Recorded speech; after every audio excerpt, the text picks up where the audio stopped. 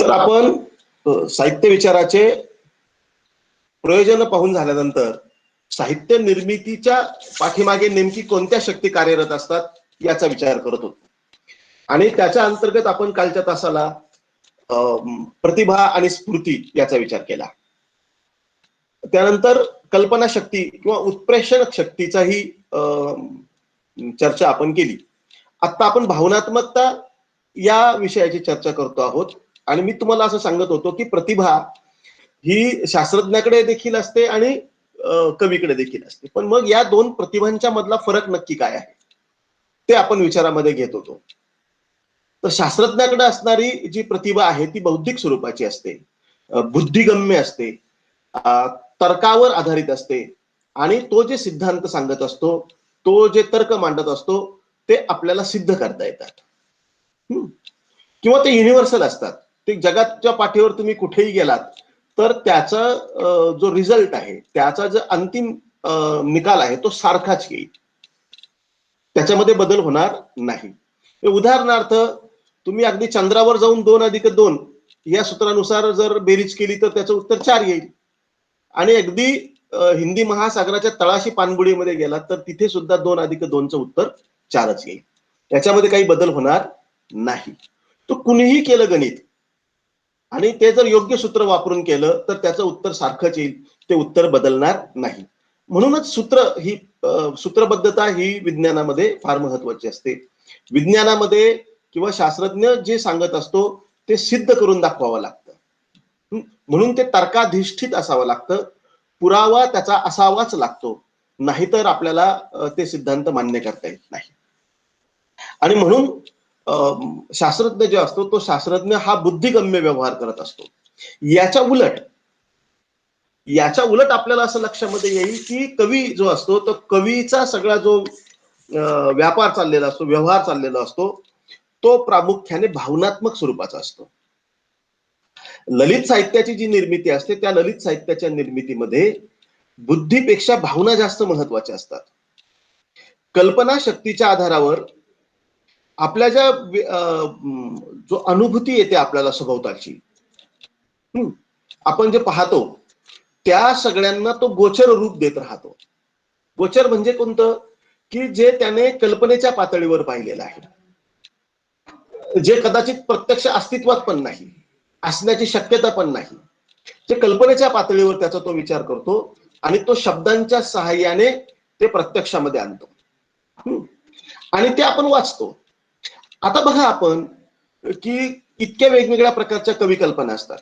म्हणजे कुसुमाग्रजांची एक कविता आहे, कुसुमाग्रजांची कविता आहे, युगा मागुनी चालली रे युगे रे भास्करा किती करू वंचना. या कवितेमध्ये अशी एक कल्पना आहे की ही जी पृथ्वी आहे ती पृथ्वी सूर्याच्या प्रेमात पडलेली आहे आणि ती सूर्याला सांगते आहे की युगामागून युग चालले, युगानुयुगे मी तुझ्या भोवती फिरते आहे, गरके मारते आहे आणि तरी अजून तू मला काही. तर सूर्याने पृथ्वीला आलिंगन द्यावं, त्याला स्वीकारावं म्हणून पृथ्वी आराधना करते आहे. आता पृथ्वीचं आणि सूर्याचं प्रेम ही एक कवी कल्पना आहे. आता आपण असा विचार करा की ती जर प्रत्यक्षामध्ये आली तर, किंवा प्रत्यक्षात येऊ शकते का? आणि समजा खरोखर ते कुसुमाग्रज जसं आपल्या कवितेत वर्णन करतात तसं जर ते प्रत्यक्षामध्ये आलं तर काय होईल? तर आपल्याला सगळ्यांना माहिती आहे की हे अशक्यप्राय आहे. आणि जर असं घडलं, गुरुत्वाकर्षण शक्तीमध्ये काही उलटपालट झाली आणि पृथ्वी सूर्याच्या थोडी जवळ जरी गेली तरी आपण सगळे जळून खाक होऊन जाऊ, काहीही शिल्लक राहणार नाही. ही कवी कल्पना आहे. आता शास्त्रज्ञ अशा प्रकारची कल्पना करेल का की पृथ्वीला सूर्याच्या जवळ घेऊन जाण्याची? तो घेणार नाही. तो फक्त विश्लेषण करेल की ती पृथ्वी सूर्याच्या भोवती का फिरते, मग गुरुत्वाकर्षण शक्ती काय असते, मग ती किती रोटेशन तिचे होतात, ती स्वतःभोवती कशी फिरते, सूर्याभोवती कशी फिरते, तिला किती दिवस लागतात वगैरे वगैरे विश्लेषण तो करतो. तर हा दोन लोकांमधला फरक आहे. कवी बेधडक पृथ्वीला सूर्याची प्रेयसी करू शकतो आणि त्या सूर्याने तिला आलिंगन द्यावं असं म्हणू शकतो. कवीला तसं करता येतं, शास्त्रज्ञाला तसं करता येत नाही. कारण शास्त्रज्ञ तार्किक पद्धतीने विचार करतो आणि कवीला तर्काशी काही घेणं देणं नसतं, हे आपल्याला लक्षामध्ये येईल. थोडक्यात महत्वाचा भाग म्हणजे काय, तर दोघांमध्ये, ते कवी आणि शास्त्रज्ञ, या दोघांच्या मध्ये निर्मितीक्षम प्रतिभा असली तरी तिचे कार्य आणि हेतू वेगवेगळे असतात. शास्त्रज्ञाच्या ठायी असणारी जी प्रतिभा आहे तिचं कार्य प्रामुख्याने निर्मिती करणं आहे, नवनिर्मिती करणं आहे. पण ती कोणत्या प्रकारची नवनिर्मिती, तर बौद्धिक स्वरूपाची, तार्किक स्वरूपाची, शास्त्रीय स्वरूपाची, विश्लेषणात्मक ती असते, अनालिटिकल, तिचं विश्लेषण आपल्याला करता येतं. तर कवीची जी प्रतिभा असते ती संपूर्णपणे सिंथेटिकल असते, म्हणजे संश्लेषणावर अवलंबून असते. कवीच्या प्रतिभेचा सर्वस्वी भर संश्लेषणावर असतो असं मी म्हणालो. या संश्लेषण प्रक्रियेला भावनेचा स्पर्श असतो, त्यात भावना महत्वाची असते आणि त्यामुळेच या ज्या रचना असतात, कवी जे सांगतो ते रसात्मक होतं, त्याच्यामध्ये रस निर्मिती होते. शास्त्रीय शोधांमध्ये अशा प्रकारची रसनिष्पत्ती नसते. म्हणजे ज्या अर्थाने आपण नवरसाची कल्पना मांडतो त्या अर्थाने रसनिष्पत्ती त्याच्यामध्ये नसते. हा एक अतिशय महत्वाचा घटक आपल्याला विचारामध्ये घ्यायला पाहिजे. आता एखाद्या साहित्यिकाने लिहिलेला ललित निबंध आणि शास्त्रज्ञाने लिहिलेला निबंध याच्यामध्ये जमीन आसमानचा फरक असतो. म्हणजे उदाहरणार्थ समजा आपल्याला पाऊस या विषयावर जर ललित निबंध लिहायला सांगितला, तर आपण पावसाचं रोमॅन्टिक वर्णन करू. पाऊस भिजताना आपल्याला कसं होतं, कसा आनंद होतो, मग ते प्रियकर आणि मग प्रेयसी आणि मग ती हुरहुर, ते रोमांचित होणं, त्या सगळ्यांचा एक आनंद, याचं आपण रोमॅन्टिक वर्णन कदाचित करू. पण हेच जर शास्त्रज्ञाला वर्णन करायला सांगितलं तर शास्त्रज्ञ अशा पद्धतीने रोमॅन्टिक वर्णन करणार नाही. तर शास्त्रज्ञ काय करील, तर शास्त्रज्ञ त्याचं शास्त्रीय विश्लेषण करील की पाऊस कसा पडतो, मग त्याचे बाष्प कसं तयार होतं, मग ते वरती कसं जातं, मग त्याला थंड हवा लागल्यानंतर त्याचं बाष्पाचं पाण्यात कसं रूपांतर होतं, ते कसं पडतं वगैरे वगैरे, तो सगळं विश्लेषण करील. बरोबर आहे की नाही. आता त्याने हे केलेलं विश्लेषण हे काही रसभरीत होणार नाही. हा दोन महत्वाचा फरक आपण इथे लक्षामध्ये घेतला पाहिजे. आता ही जी भावनात्मकता आहे त्या भावनात्मकतेचाच एक प्रकार म्हणजे सहानुभव आहे. सहानुभव म्हणजे तुम्ही एक जी अनुभूती घेत आहात ती अनुभूती तुम्ही शब्दांच्या सहाय्याने मला पण देऊ शकता. कवीच्या अंतःकरणामध्ये एक विशाल अशी सहानुभूतीचं विश्व अस्तित्वात असतं. तिची विशालता, व्यापकता आणि सर्व स्पर्शित्व सुचविण्यासाठी एम्पथी असा एक इंग्रजी शब्द वापरला जातो. एम्पथी याचा अर्थ संपूर्ण जगाविषयीची सहानुभूती आणि सिंपथी म्हणजे एखाद्या विशिष्ट माणसाविषयी वाटणारं प्रेम किंवा त्याच्याविषयी वाटणारी सहानुभूती. तर एम्पथी ही लार्जर सेन्स मध्ये येते, मोठ्या प्रमाणामध्ये येते, आणि सिंपथी ही एका मर्यादित स्वरूपामध्ये येते. साहित्यात लेखक कवीच्या व्यक्तिगत अनुभूती विश्वात्मक व्हाव्या लागतात. त्याची जी अनुभूती असते ती व्यक्तिगत असते पण ती विश्वात्मक होते. कल्पनाशक्ती आणि व्यापक सहानुभव यांच्या मिलनामधून हे होऊ शकतं. म्हणजे त्याची कल्पनाशक्ती आणि एकूण समाजाविषयी वाटणारं प्रेम, सहानुभव याच्यातून ते होताना आपल्याला बघायला मिळतं. दुसरी गोष्ट, लेखक अनेक प्रकारचे अनुभव घेत असतो. तो एका काल्पनिक जगाची कल्पना करत असतो. एक पॅराडाईजची कल्पना त्याच्या मनामध्ये असते, एक नंदनवनाची कल्पना त्याच्या मनामध्ये असते आणि तो ती मांडण्याचा प्रयत्न करत असतो. शास्त्रज्ञ मात्र वास्तवातलं जग निर्माण करण्याचा प्रयत्न करत असतो. वास्तवामधलं जे जग आहे ते सुखकारक होण्यासाठीच्या भौतिक ज्या गोष्टी आहेत त्या भौतिक गोष्टी करण्याचा तो प्रयत्न करत असतो. तर महत्वाचा मुद्दा आपण इथे ध्यानामध्ये घेतला की साहित्याच्या निर्मितीसाठी भावनात्मकता नावाची गोष्ट फार महत्वाची असते. समजा आपण असा विचार करा की कवीने जर शास्त्रज्ञासारखा बौद्धिक विचार करायला सुरुवात केली बुद्धिगम्य अनुभव जर त्याने मांडायला सुरुवात केली तर त्याची कविता ही रसात्मक होईल का? म्हणजे आता कवितेमध्ये अनेक वेगवेगळ्या प्रकारच्या कल्पना असतात. पाऊस, जमीन, म्हणजे पाऊस हा प्रियकर आहे, धरती ही त्याची प्रेयसी आहे, अशी एक कवी कल्पना असते. त्याच्यानंतर रात्र ही एक प्रेयसी आहे आणि तो चंद्र जो आहे तो चंद्र हा तिचा प्रियकर आहे. निशिकांत असं त्याला म्हणतात. निशिकांत या नावावरूनच आपल्याला लक्षात येईल की निशी म्हणजे निशा म्हणजे रात्र आणि तिचा कांत म्हणजे कोण, तर चंद्र. आता ही कवी कल्पना आहे की चंद्र हा रात्रीचा प्रियकर आहे. आता बघा की या कवी कल्पनेतून कुसुमाग्रजांसारखा कवी कविता निर्माण करतो. तो म्हणतो, काढ सखे गळ्यातले चांदण्याचे हात, काढ सखे गळ्यातले तुझे चांदण्याचे हात, त्या तिथे पलीकडे उभा दिवसाचा दूत. आता इथे तो वर्णन करतो आहे की हे प्रियकर आणि प्रेयसी कुठेतरी एका निवांत ठिकाणी बसलेले आहेत. प्रेयसी तिचे चांदण्याचे हात म्हणजे रात्र, रात्रीच्या वेळेस चांदणे आपल्याला दिसतात, तर ते चांदण्यांचे हात त्या प्रियकराच्या गळ्यात घालून बसलेले आहे. आणि तो प्रियकर आता तिला सांगतो आहे की सखे तुझे गळ्यातले हात काढून घे, कारण माझी जाण्याची वेळ झालेली आहे. त्या तिथे पलीकडे उभा दिवसाचा दूत, म्हणजे सूर्योदय होण्याची वेळ आलेली आहे. आता सूर्योदय जर झाला, ऊन पडलं, उजेड पडला, तर लोक आपल्याला पाहतील. म्हणजे प्रेम, प्रियकर आणि प्रेयसी यांचा एकूण जो व्यापार चाललेला असतो तो कसा असतो, गुप्तपणे चाललो, लोकांनी पाहू नये असं त्यांना वाटत राहतं.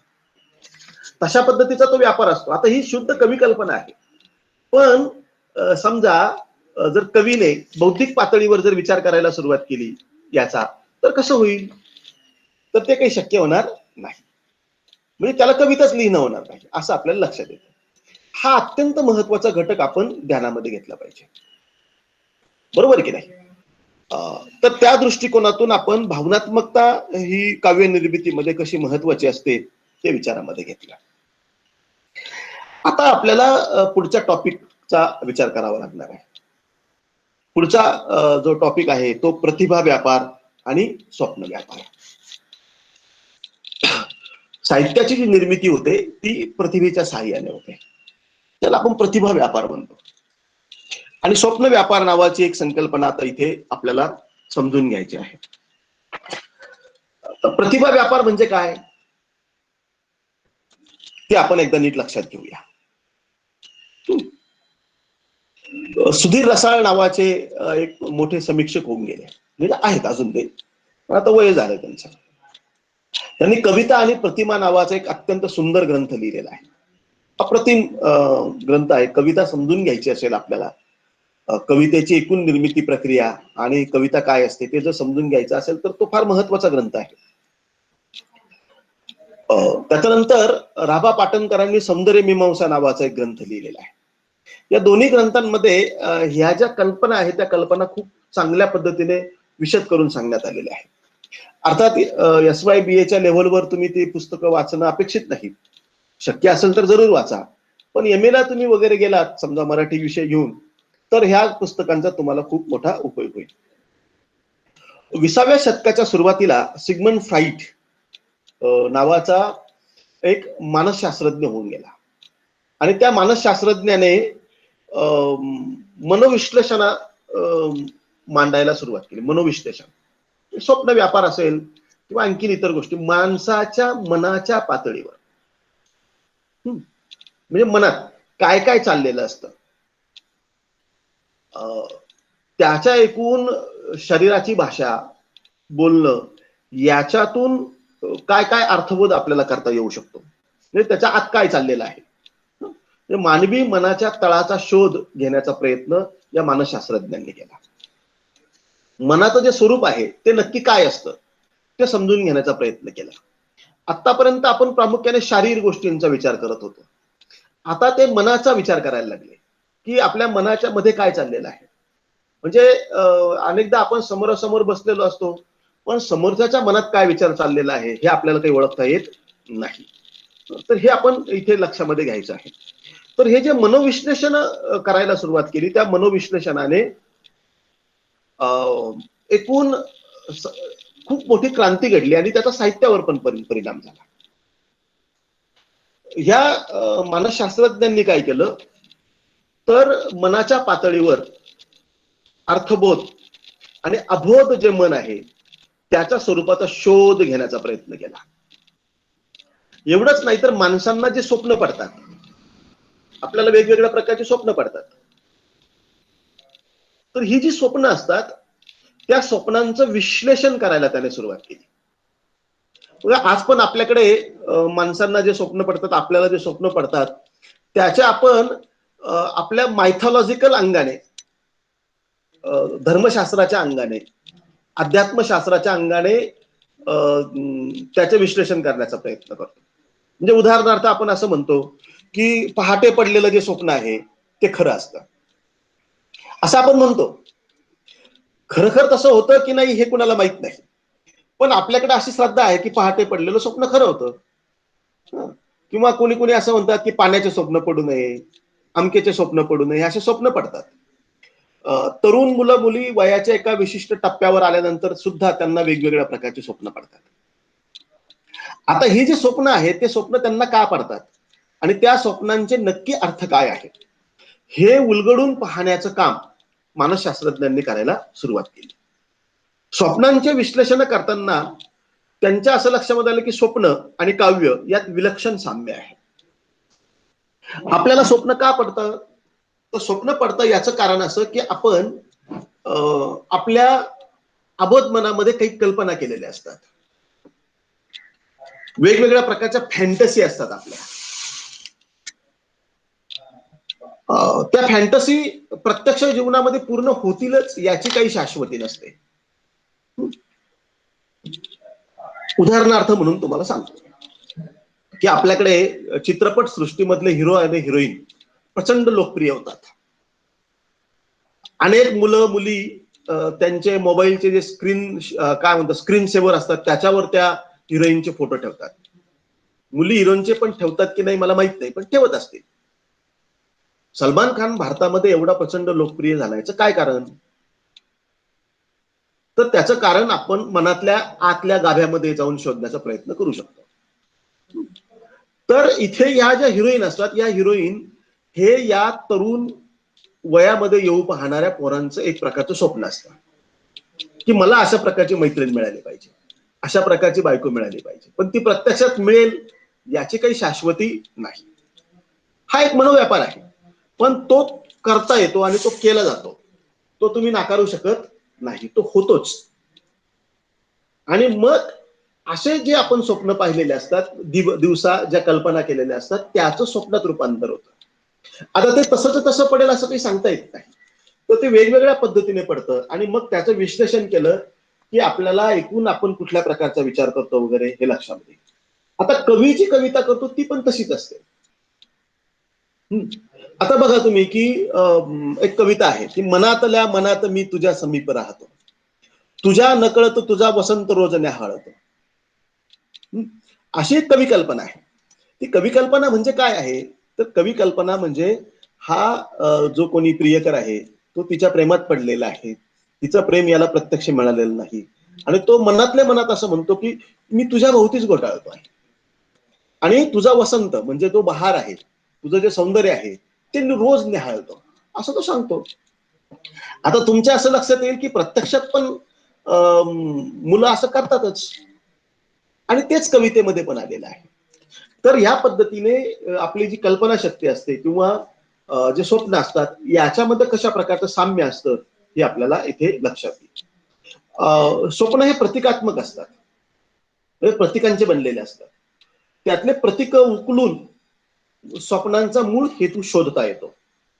स्वप्ने मुख्यतः कोणत्या प्रकारची असतात, तर अतृप्त इच्छांची तृप्ती मिळावी म्हणून ते पडतात.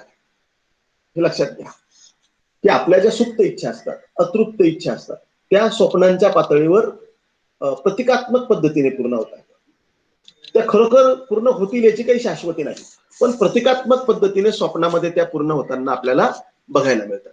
हा त्यातला अत्यंत महत्वाचा घटक आहे.